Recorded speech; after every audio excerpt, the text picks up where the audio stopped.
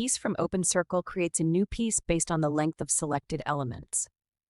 This macro behaves very similar to the macro piece from Circle. However, the finished piece includes an additional seam. Start the macro.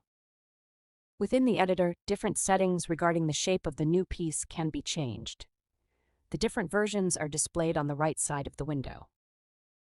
Extra length for the attachment seam and values for the seam allowance can be entered here as well. The distance between the seam allowance of the opening in the pattern is set here. This value determines the sleeve length or quilling width as shown in the editor. Grading for the new piece can be toggled on or off. There are two options for the distribution of elements. Either the circle will be split per selected element or the sections will be marked with notches. Click OK and select the elements used as a reference for our new piece. Collect the elements in the order of sewing with the right mouse button and click the last one with the left. The new piece will be created automatically.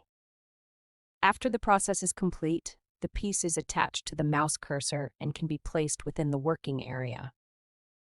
The new piece contains a stripe line as well as a text position. Grading is calculated based on the length of the selected elements.